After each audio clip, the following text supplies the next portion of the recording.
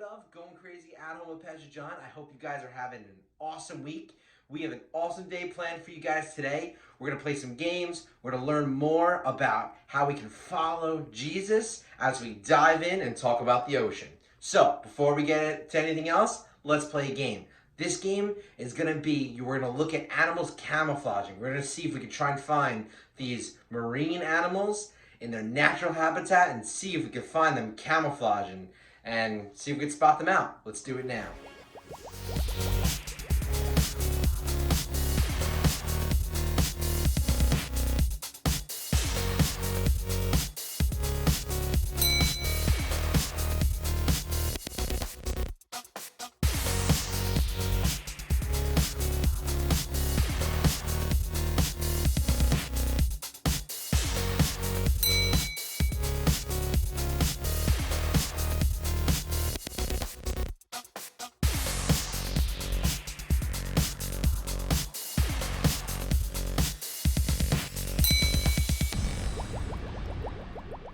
Wow, isn't that crazy? They literally are almost invisible. See, the reason those fish and those animals are able to camouflage so well is because they're able to trust that their camouflage works, right? If they didn't trust in it and they were nervous, or maybe they started moving when anything got close to them, they'd give themselves away. So they need to trust their camouflage 100%. And that, it reminds me of exactly what we need to do with Jesus. If we're going to follow Jesus and let him be a best friend in our life and let him lead us wherever he wants us to go, then we need to trust him. We need to trust in him 100%, just like those animals trusted in their camouflage. So, my friends got to be involved in these videos because, how can we have fun without them? But since I'm not home right now, we got to give them a call. So let's check in on them right now, and let's give them a call and see what they're up to. Yes, Father, there seems to be an issue going on over here. It's a very good thing that you called. Yes, it needs your attention immediately. Cooper, what was the issue again? What? An issue. Yeah, well, you see, there was an issue. Yeah, no, I'm not gonna say nothing, I swear, I promise. There was one, but, somebody threatened to do things with my bone if, I told you so. For the sake of my bone, I'm not gonna tell you. Well, nothing to see here. Take your time to work. Something's a little fishy about that cat. I want to believe you. I want to trust you. But you're just not as trustworthy as Jesus or anyone else, really, to be honest with you. So you know what? Let's just get our minds off that, and hopefully this will help Hooper out. Let's just worship God and show him how much we trust him and love him by worshiping, singing, dancing, whatever you want to do. So everyone up, and let's worship God together right now.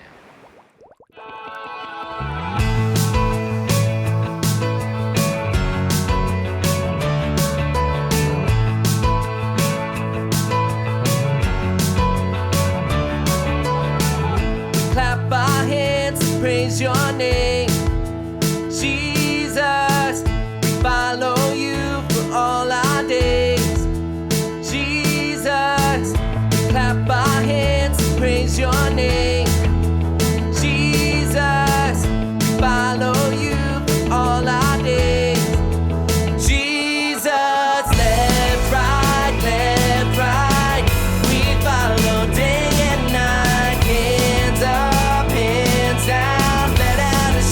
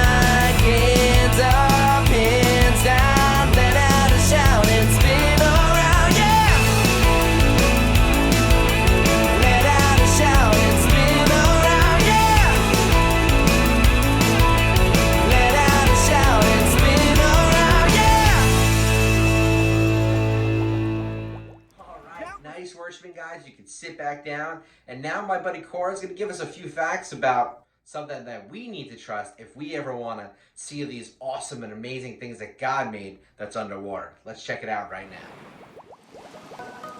Hey, look! It's my friends! Yes, you! I love it when you guys stop by to hang.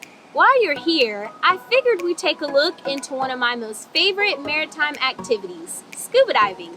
Now, there are lots of cool things to know about scuba diving before you just, well, dive in. The first thing every diver needs is the right kind of equipment. Each piece is important for keeping you safe. To start with, you're gonna need a diving mask.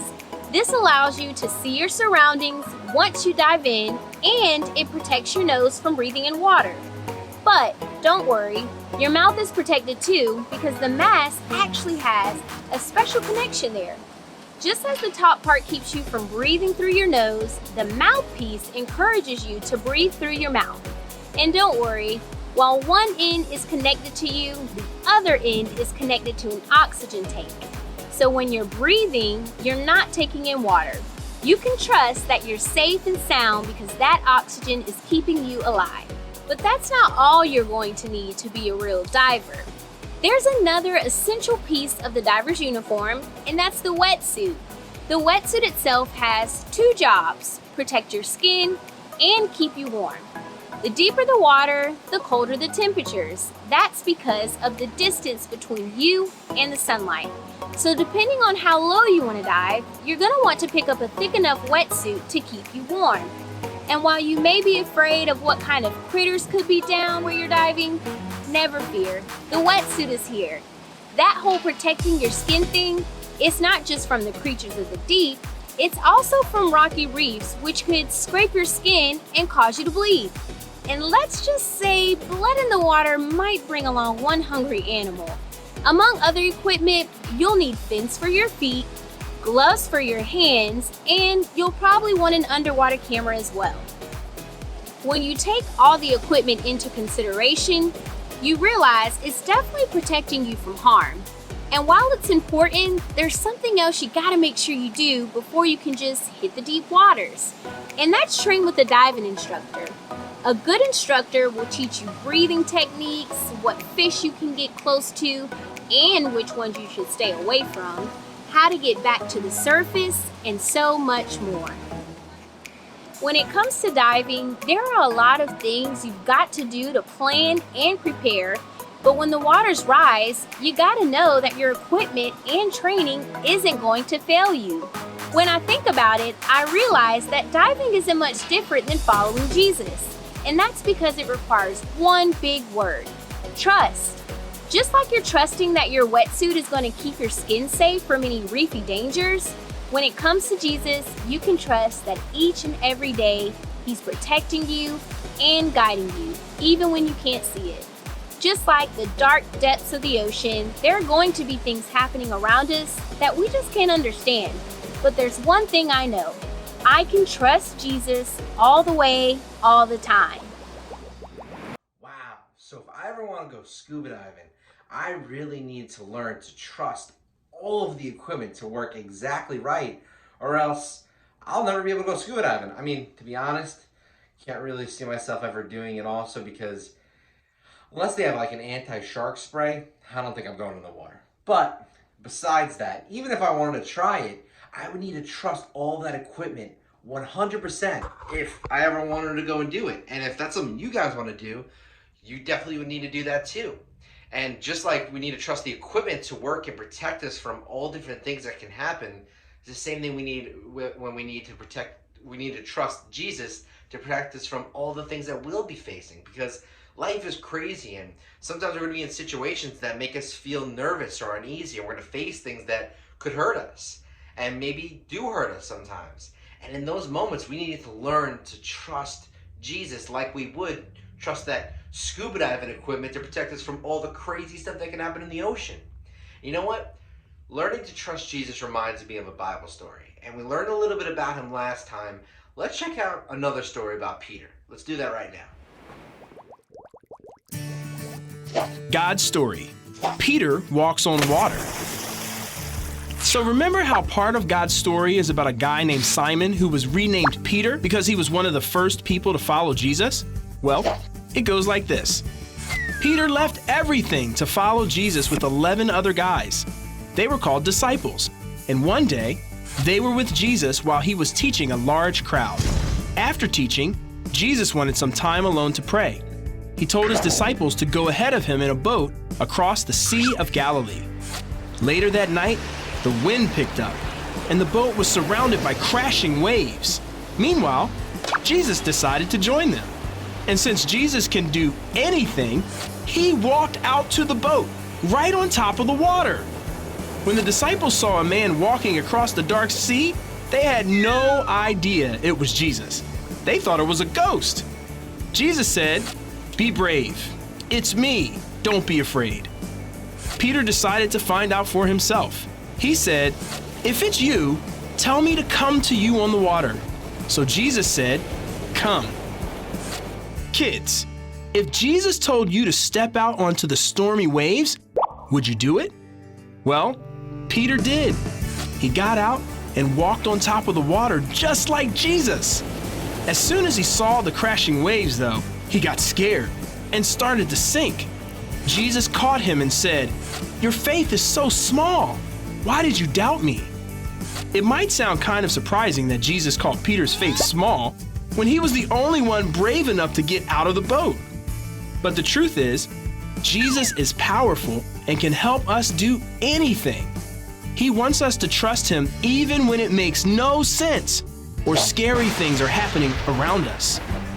When Jesus and Peter climbed into the boat, all the disciples realized Jesus is most definitely the Son of God, so they worshiped him.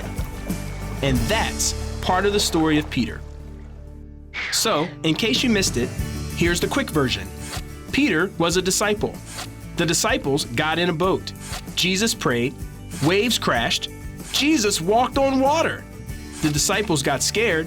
Jesus told Peter to come. Peter walked on water. He saw the waves. He got scared. He sunk. Jesus caught him. The disciples worshiped Jesus. And that's a part of God's story. Oh, well, this is fantastic news. So all I need to do is trust in Jesus like Peter trusted in him. And then if I trust him to maybe, spit over that big bag of dog food over there so I can possibly eat all of it, that could totally happen, right? Well, if it was the best thing for you, you could trust that. But honestly, if you ate all that food, believe it or not, that wouldn't be good for you in the end, all right? You'd probably end up with like a stomach ache. All right, so please don't do that. I don't want to have to buy more dog food. All right, well, anyway, besides that, isn't that an amazing story? The way that all it took for Peter to walk on water was to trust in Jesus. Now, does that mean that we should go running out and try and walking on water? No, because that's not always the case, and God did that for a certain reason at that time. But that means that if Jesus is calling us to something, if we're following after him and he's showing us the place to go, whether it be in our hearts or opening doors or we're just trusting in him and praying in him to have control over our lives, that means that when we face things that are rough, that are scary, and we maybe just don't want to face anything, we could say, you know what? Peter was able to face a storm, crashing waves and water and rough waters, and he was able to see Jesus, and because Jesus was calling him and he was being led by him, that he was able to walk on the water and overcome all those things. In that same way, I'm able to overcome anything I need to face, because if I trust in Jesus, there's nothing I can't overcome, because he even made someone walk on water, which is impossible. But anything is possible through Jesus. And that's the amazing God that we serve. So our need to know today is trust in Jesus. Trust in Jesus. Trust in Jesus. All right, so that's our need to know. And that's what you need to get into your brain from today's lesson. All right, so that's all the time we have left for today. But before you go, I want to pray with you guys before we finish all up. So everyone close your eyes and say, Lord, thank you so much that I can trust in you. Help me to remember how to trust in you whenever I go through tough times. In your name we pray. Amen. All right, guys. See you later.